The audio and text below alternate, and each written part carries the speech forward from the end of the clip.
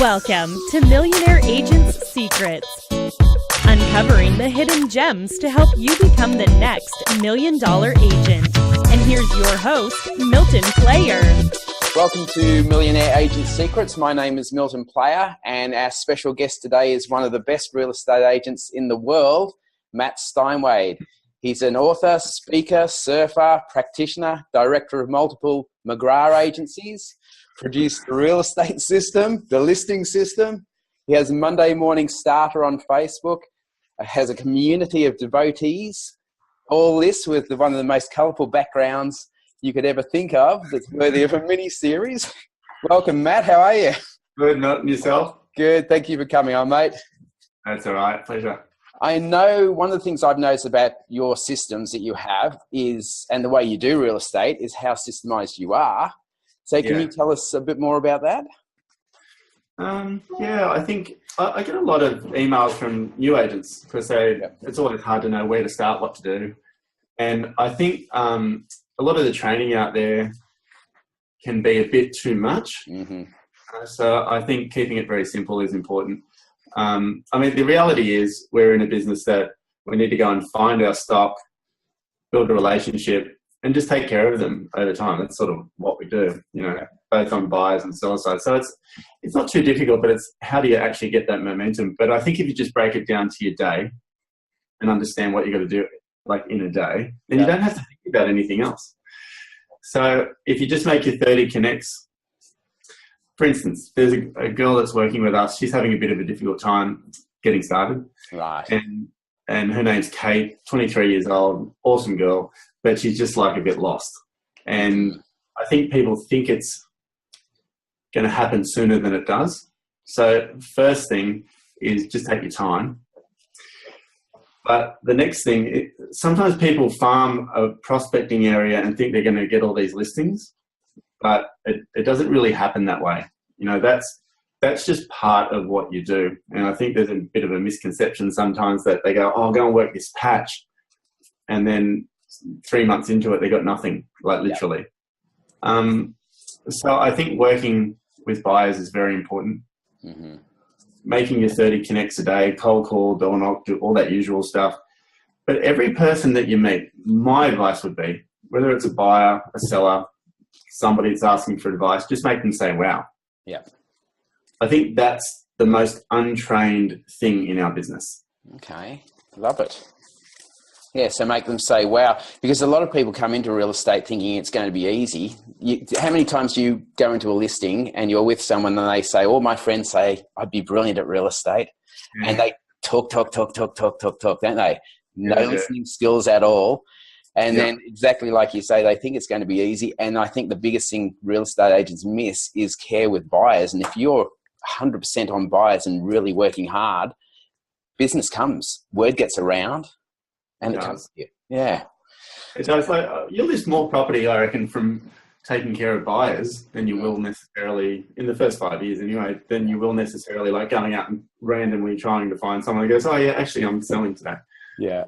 Yeah, because it does come back to you. It doesn't tenfold over time. They tell their friends, they resell with you later on. And if you think long-term, do you agree with this? Long-term thinking? There's too much short-term thinking in real estate. There is. Well, it's betwixt and between because you've got to list to survive. Yeah. So it's the short-term and pressure from the managers or whoever's, helping you. And even that internal pressure where you're like, I've got to list the property or I've got to get some sales on the board. Yeah. But to be really honest, in the beginning of my career, I never even thought about that. I didn't know anything about the market. I didn't know anything about you have to list this many or sell this many. I just was out there every day just doing my thing, Yeah, exactly. So how long have you been in sales now? 20 and a bit years. How many? 20 and a bit. 20 and a bit. Oh, you're an old boy. I am. I am. Yeah. And I've heard on the grapevine this is one of your best years ever. Is that right? Or how did you know? I have contacts. I know people in McGrath. I don't tell anybody, but yeah. So that's good. So you haven't lost your zest, where a lot of people tend to lose their zest over the time, don't they? They do. I'm actually going through a thing at the moment where I'm looking to redefine, probably not work or anything. Just I want to write a book called The Sweet Spot. Right. That sounds good.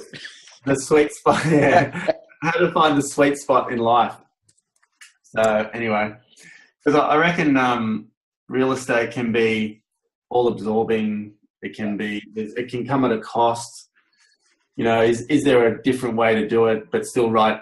The funny thing about real estate is we put these people up here who actually write big figures. So we know nothing about their life. We know nothing about their happiness. We know nothing about how much it actually costs to write all that. Like, I just think sometimes it's an illusion. Yeah.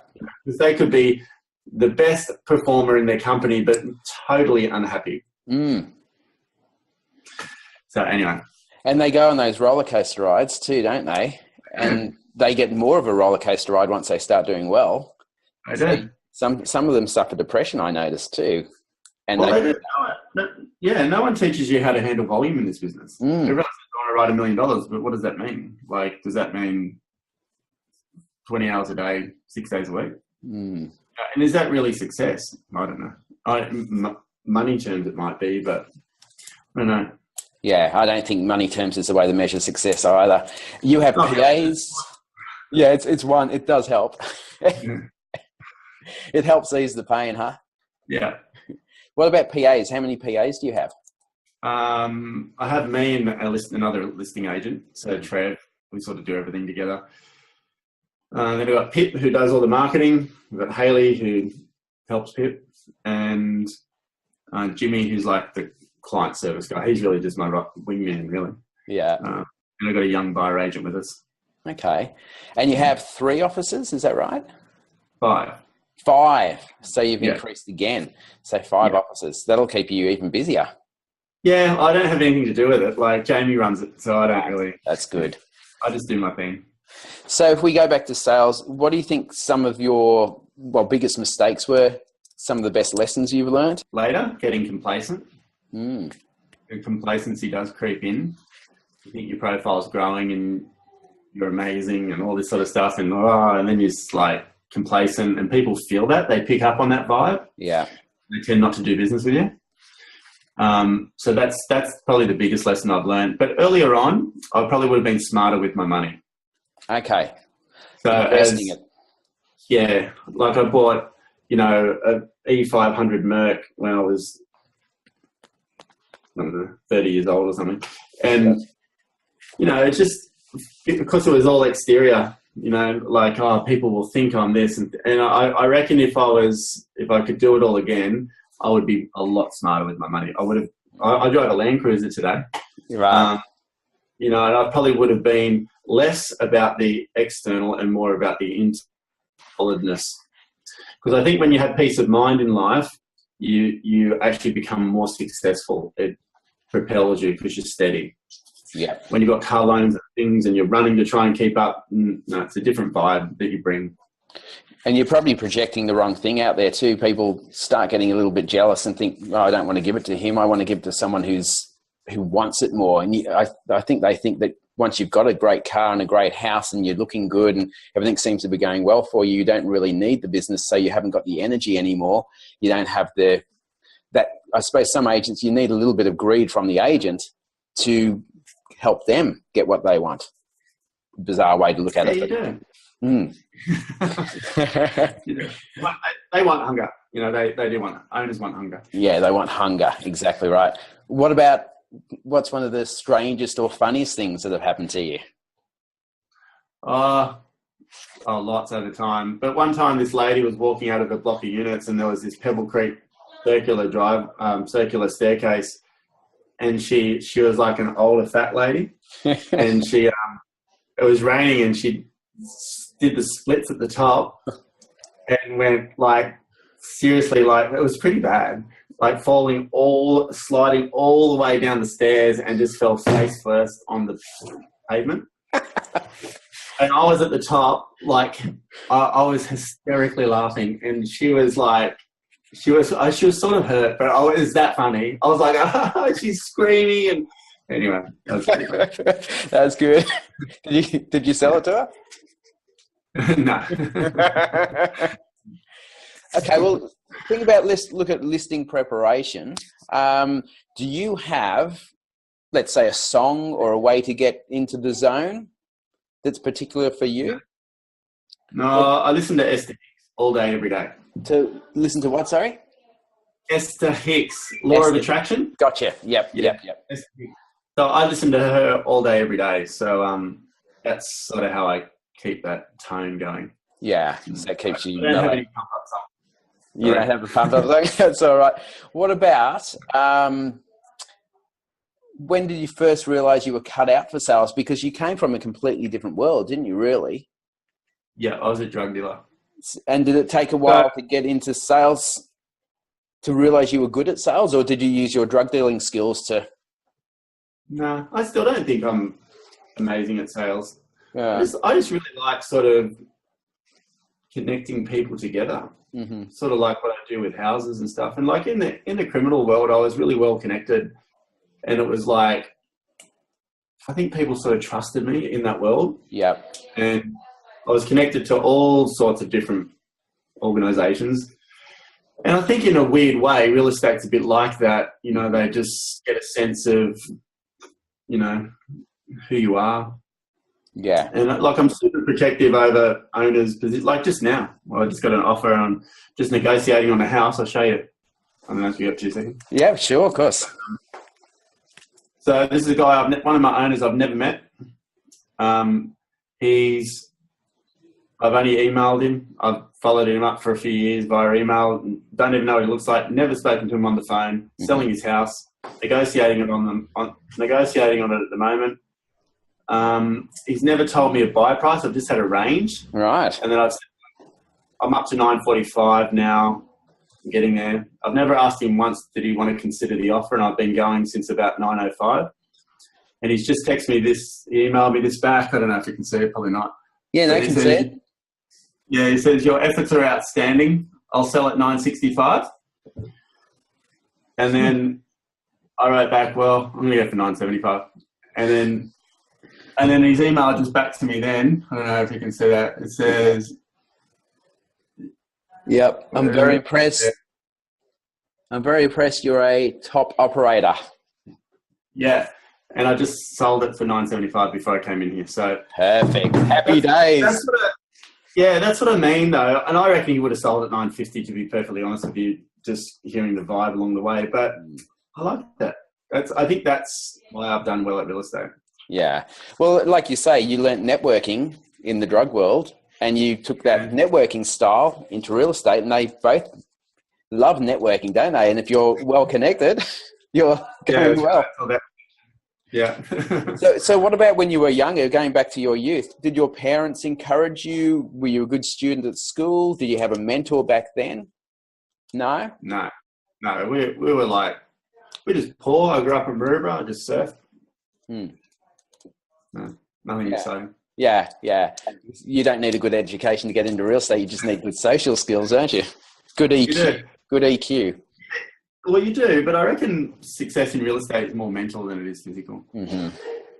It's like losing a listing and getting back up and going to the next appointment super tuned in. Like, it's not easy to do. No, very hard to do. Yeah, very hard. Okay, so if you were in a listing, what do you think the one thing that you do or action that you do sets you apart from everyone else? Is there a strategy that you employ? Those sort of things. Well, I reckon prospecting does 50% of the heavy lifting in listing presentations anyway. Yeah. And then when you go there, from the moment they call, I'm just really fast. I'm fast and efficient. Pre-list queue will be straight out within minutes. Ring them in the morning, confirm the appointment, go there on time. My energy's good, it's engaged. I just have a simple structure I stick to. I do demonstrate negotiation. So I send people a questionnaire. Mm-hmm. And I do say to them, like, negotiation is really the reason you choose an agent. Let me show you. Yeah. And then I would show you. That's it. And my follow-up's pretty succinct as well. Yeah. There's nothing amazing at all. It's just that I'm there and I'm fast and I've got a few little things that are my points of difference, and that's it. Yeah, and you're methodical as well. So you're always good at keeping those systems structured, aren't you? You make sure you do it at the right time with your follow-up. Yeah. Yeah. Yeah. And I think a lot of it is staying steady. Real estate agents change too much. You know, like I've been in the same area selling houses, you know, upper end, lower end, whatever. You grow into different things with the same company. Although I own part of, I own half of it, but it's like I'm a salesperson, functioning salespeople. I could have gone out and done other things, whatever. And I think sometimes sales agents are so quick to say, "Oh, that company will make you successful. That company will make you successful." I don't think so. I think right where you are, unless you've got a better energy selection. Yeah. So if you another office where you think it's going to increase your energy, like joining the Chicago Bulls, go. But just moving because it's not happening, that's not a reason to move. Yeah. Make it happen then. Yeah. And what about an ideal week? So do you structure an ideal week for yourself from the sales point of view? No, not at all. It's very hard to. No. Yeah. Yeah. I think they sound good, but they're not. Maybe when you're getting started, maybe. Yeah. But no, I like to be a bit flexible and fluid. Yeah, which is good. So what's your next ambition or goal? Right, the sweet spot. Yeah, right, the sweet spot.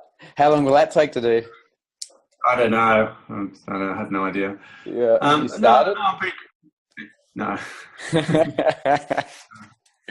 I'm not sure. I enjoy creating wealth now. Like that's something that I enjoy, and just sort of molding life as you go. I don't really need much else, but just cruising along. Where I live, across the road, I want to buy a property over there. So that's probably the next driver for me. Okay. So at least there is something driving you. And so you're creating wealth now. So you're investing in properties, investing in shares, or both? Yeah. Property. We've invested in the business for so long. Now we're just investing in properties, but just slow and steady. A billionaire gave me some advice a while ago. Said just one property at a time. Yeah, one every 3 months. Yeah, pretty much. Still one at a time. Yeah. So has there been times, I'm sure there's times with all of us, where you felt like almost giving up? Can you recall any of those times and what you did to get yourself through it? You know, there's been times like that, but I always knew that I was running to be successful at it. So it was I never really think, it's too hard. I'll just go do something else. I always knew I just got to keep swinging. But I would say sometimes you just you don't feel like swinging as much as others. Yeah. You know, like my goal was to become one of the best agents in Australia. That was my goal 20 years ago. And I just sort of knew it would come along at some point. Yeah, yeah. Well, that's right. And it has to, if you keep working as hard as you do, because you do outwork everyone else, and you've got a family, you've got children. Yeah. So how do you manage all that? I've had 2 goes at it. So, it was not easy with the first divorce and kids and stuff. That was not easy being in their life a lot because I'm a bit all in type of person. But now it's like I've got a pretty understanding wife. Yeah, which is good. And I suppose you handle stress a lot because you still surf every morning? Yeah, actually there were waves today and I didn't go. Oh, not good. I was going to be flat. Yeah, I surf every day. My 12-year-old surfs, so we just go surfing every day. And isn't he winning awards or something like that at the moment? When they're that age, it's just about the comp circuit and that sort of stuff. Yeah. It's not exciting, isn't it? No. I remember at one stage you were getting active on social media and then you slowed down from a sales point of view. Have you changed your thinking towards that? Are you starting to revamp that up again? Sort of. Yeah. Because it all depends, doesn't it, with social media? Gary Vaynerchuk's such a mad ambassador about it, but it's a lot of work. You've got to be careful, you know. I think it's a lot of noise. Yeah, I'm just doing it the way I think fits with me. You know, I think a lot of people try and punch a lot of content out. I'm spending a bit of time building my 12-year-olds up. Yep. Mainly because he's hopeless and can't do it. But, okay. No, we have no idea. He's just, we're working on, I'm teaching him basically. Yeah. But I think at that age, it's very important over time to build your brand online. With mine, I think it's about being smart with it rather than noisy. Okay. So slightly less content, potentially, only what I think, and I've studied it for a long time. Yeah. But I think if you're smart with it in your marketplace, I'm just bringing out this marketplace thing now. You got to have a good online presence, so if people search you, they can find you. But I'm not sure that Snapchat, for instance, if that's not me. I don't even see the point of Snapchat. Yeah. But if you're 12 and 15 and 14 and 18, maybe it's really important. Yeah, then you can probably master it because you're really into it, huh? Yeah. So you wouldn't prospect then from a social media point of view. So your main prospecting from memory is making phone calls, isn't it? That you would go through each street, ring people, organise to drop a CMA over. That's still working? I think it has its place, social media, for prospecting, potentially. Yeah. But see, I think you've got to make people aware of who you are, what you're doing. I think you've got to be smart about the content you put out on there. Some agents just put their listings and all this sort of stuff, but people aren't really that interested in that a little bit. They might be sort of interested in it. I think you've got to be careful who your audience is. Yeah. I've opted for not a lot of real estate results from me on there. Not saying that that's right. It's just probably where I want to go later. So I think you've got to have that in mind. Yeah. But I definitely think there's a place for social media and generating business. I'm probably just not right there. Yeah. And I agree with you. If you're just doing it to boast, people can see through. If anything, social media is very transparent, isn't it? So they can really see what sort of person you are through it. And if you're not careful, you can blow it quite quickly. Yeah, you can. And you don't want to just be shouting info at people with no connectivity. Listed this, sold this, listed this, sold this, listed this. People get sick of that after a while. Yeah, that's right. Maybe give people information that they find useful. So if you have a brand new employee, a new salesperson, I know one of the things you will say to them, like you said before, is to concentrate on buyers. What else would you tell them? I know it sounds crazy, but just literally outwork everybody else. Like, I'm more about energy than I am about work. Yeah. So your energy has to be in a place that's in alignment. So when I say outwork everybody else, I don't mean burn yourself out and just hate it. Yeah. I mean, make yourself feel amazing. And that's a whole different topic altogether, but then take massive action. And I mean, take massive, focused, centered action, not just randomly running around trying to find anything. Do it from a place of excitement, of desire, of engagement, connected, that sort of stuff. If you do that, people will be attracted to you. Yeah. Yeah, no, it's very... If you're running around resenting having to make 100 calls a day, if that's what you're doing, people will pick up on that energy and they won't want to do business with you. Yeah. Yeah, there's no point then, is there? I remember at ARIC, you had that amazing lemon analogy, the story regarding the lemon. Can you give a brief rundown of what that was? Well, a lot of people know it, I think, but I was working on a listing for like 20 years and then the old people died. The family took it over. A few years went by. No one called me. I've been prospecting this for 20 years. So it's a long time. How old are you, Milton? In my 40s, mid-40s. You look about 30. Thank you. All right. Well, I was saying to one of the PAs in my office the other day, like they weren't even born when I was prospecting this thing. So anyway, so their son, they were going to give it to somebody else. And I was like, okay, are you kidding me? And then one of the sons went up to get fish and chips at a local store and he wasn't going to see me again that night. And I got one of my PAs to run a lemon around before I went there and he listed the house with me. That's a really short version, but yeah. It was a lemon, the reason I got it, not even my skills. It was all about the lemon. So it was really like you were saying before, it's customer service, isn't it? It is. So if you making people say, well, yeah, so you're in your real estate office now. I can see your window display behind you. But if somebody came in today, even a tenant, tenants can't stand being tenants because agents treat them so badly. That's right. But if your number one priority every day was to make people say, wow, you will succeed. Yeah. Forget the time frame. Don't worry about how long it takes. You will become one of the best in the country if that's your number one objective. Yeah, I 100% agree. One of the first places I worked in my real estate career was Warwick Williams Real Estate in Des Moines. And he was one of the most fanatical people about customer service and looking after. And tenants, we used to take them chocolates and everything like that when we did a periodical, and they loved us. It was hard to become a tenant there because they were quite thorough. But once you were a tenant, you were treated like a king or queen. And that transpired into them buying a property, then selling and becoming loyal customers. So, yeah, it's amazing what it does, the power of it. What about mentors?